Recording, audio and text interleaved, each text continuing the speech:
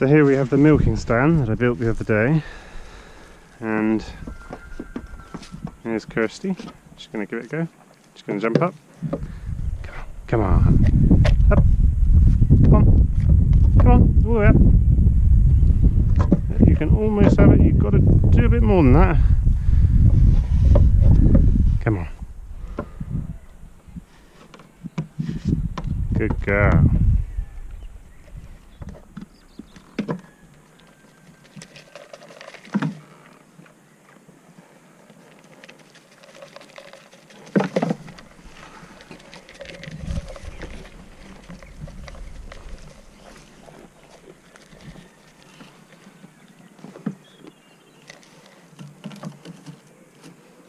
There we go. Now Kirsty is in there and she's good in the position for milking.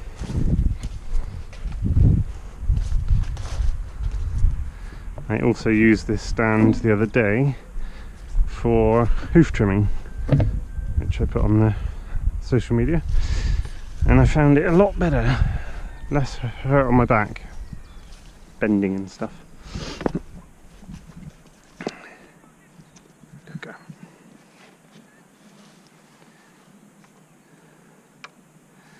It's literally just bits of wood that I had lying around, half poles there, bit of oak or something, I don't know. But yeah. Now these girls haven't been milked before 4 days ago, so they're still a bit nervous about it.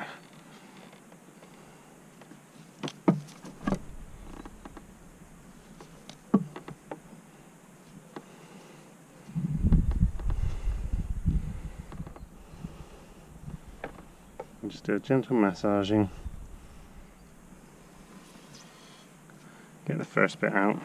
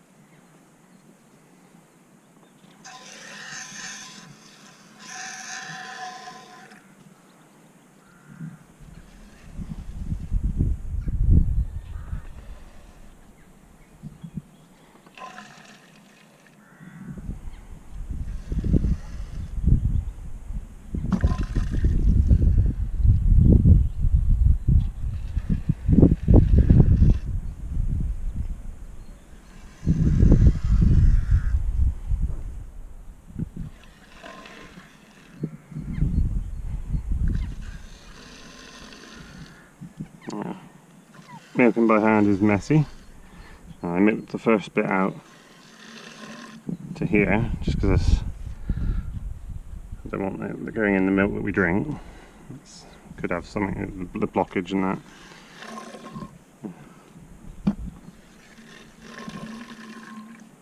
And really I'm going to be getting a bucket, a stainless steel bucket.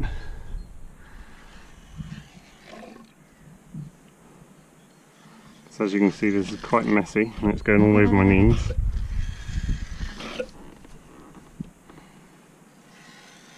The bottle's got quite a small neck to try and aim for, so it's it'll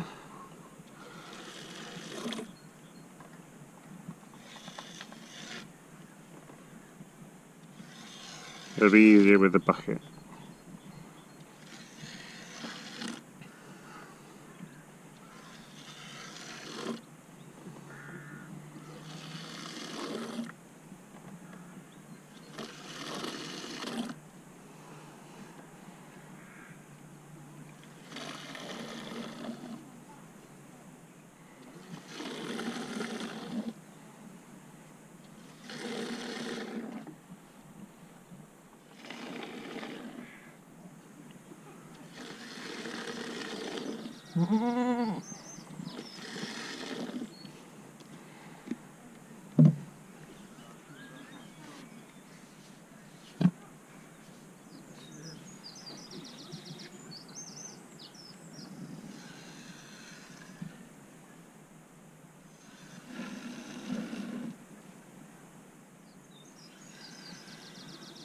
So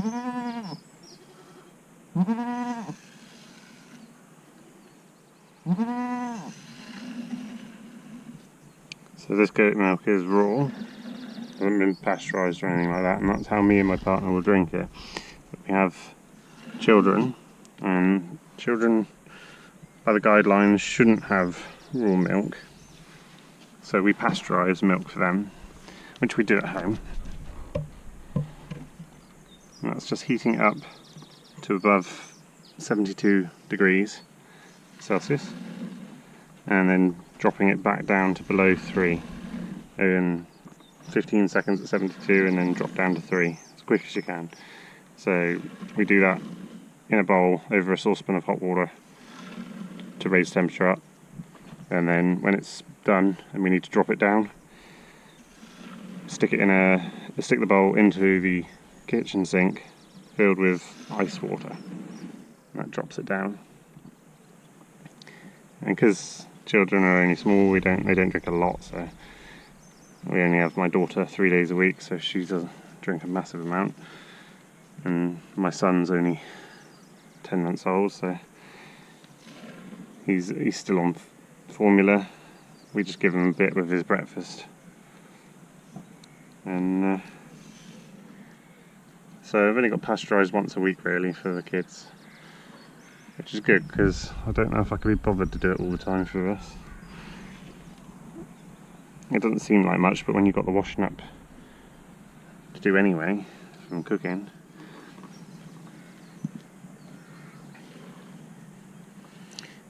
she looks like she's empty. I'm just going to give her a bit of a massage just to let her drop any more milk that's in there down into the teat.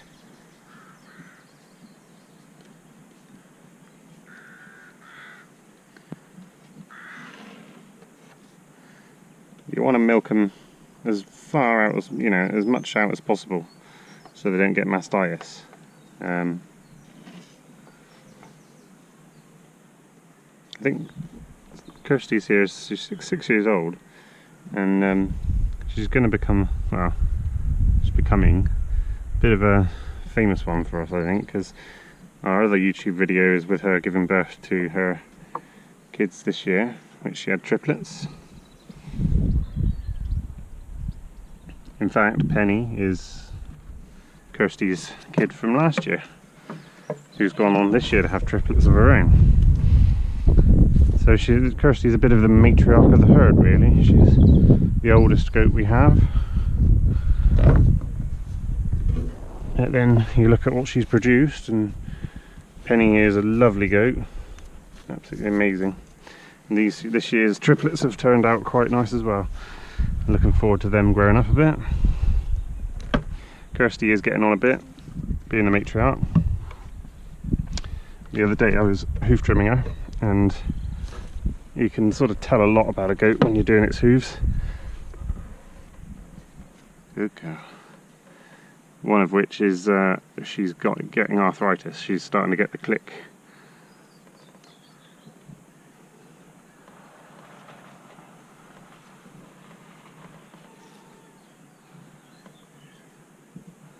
Charlotte's just been lunging mouse.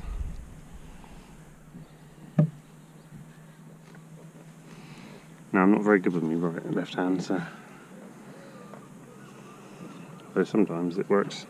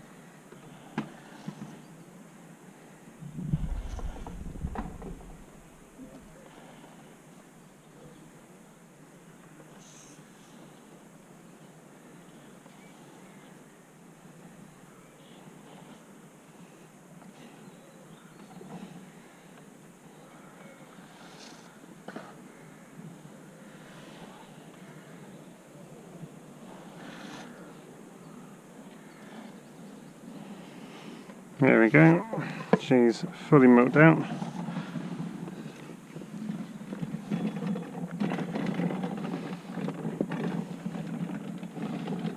Looks like Charlotte's off to do the poo picking. Good girl.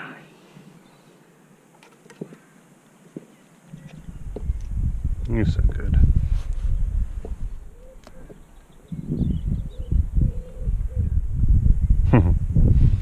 Not being tricked into that, are we? As you can see, this is the veg section that we've put together. We had the polytunnel up, we had the top on it, and then the other day we had to take the top off because it was a bit too windy and it was taking off.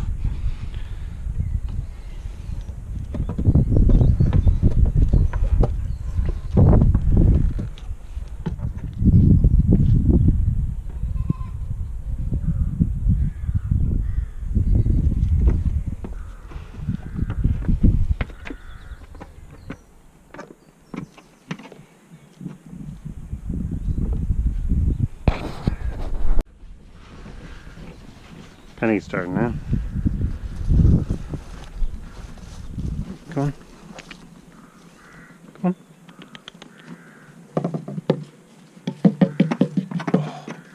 Quickly, otherwise Kirsty will have it. Come on.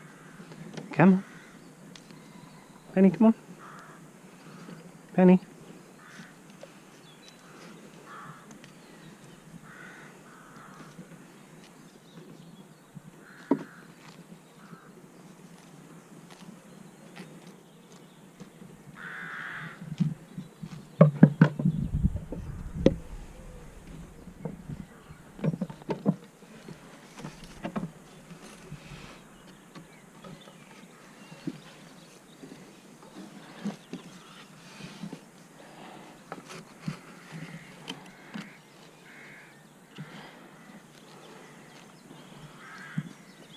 Sorry to deceive you, Penny, but I think you had it when it fell on the floor.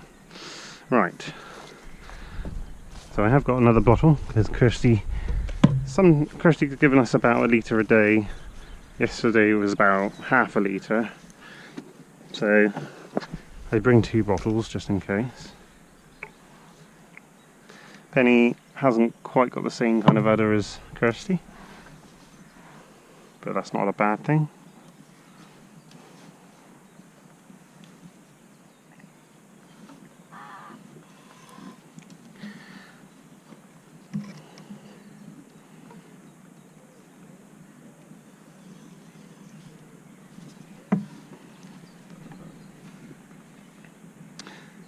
So Penny is about a year and maybe a year and a half sort of thing. So she's only quite a young goat. As I say, she was Kirsty's child. She was the second goat to be born here. And we're registered with the British Boer Goat Society, and because the first one that was born was a little boy that was castrated and he wasn't 100%, so he couldn't be registered. So Penny is the first of our registered goats to have our prefix, which is the bit before the name. So our prefix is Piemore, and she is Piemore Penny.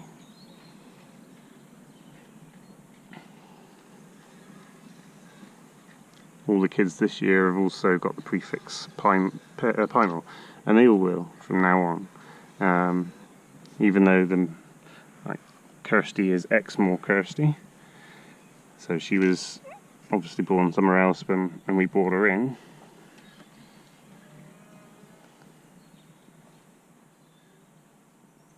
Penny's dad was an unregistered billy, who we called Albus, because he looked a bit like Albus Dumbledore.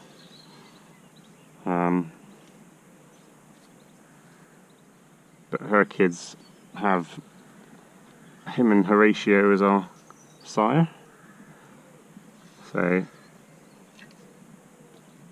her kids are all going to be registered as 75%, because he was 100% Boer registered. She's only, because of her dad wasn't registered, she's only 50%. So this year our kids are 75%, and we'll breed them up to a sort of a decent percentage It'll always be a little bit low, but we have got 100% still. We've got Kirsty's 100% and Himmon's obviously 100%, so their kids are all going to be 100%. But it's nice to have some out of the gene pool so that we don't have the inbreeding.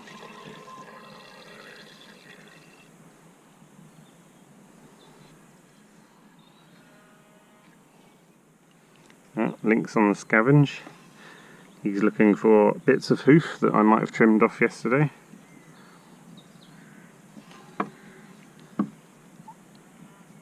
Yeah, it's kind of the nice thing about the small holding is that, you know, there's as little waste as possible. He says wasting milk, but you know, even the hoof scraps can go to the dog. Good girl. I'm being a little bit careful with this one because her kids really went to town on her and made her very sore. So I'm not going too mad with this one, with this side.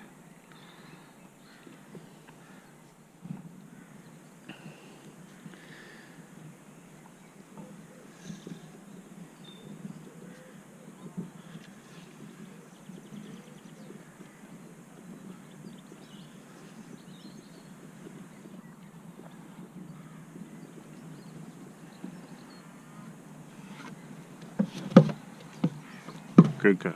Right. You found some? Yeah.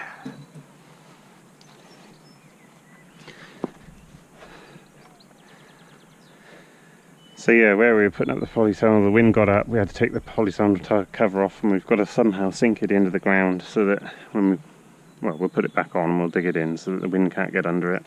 And that's horseshoe shape's going to be where we start growing veg once we get round to it.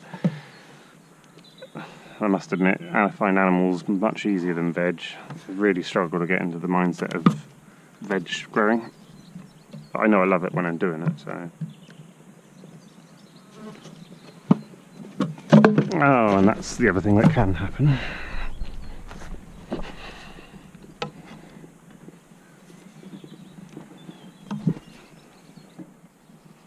But like I say, it's not wasted. There's the dog licking it up. Come on, girl. Chill out.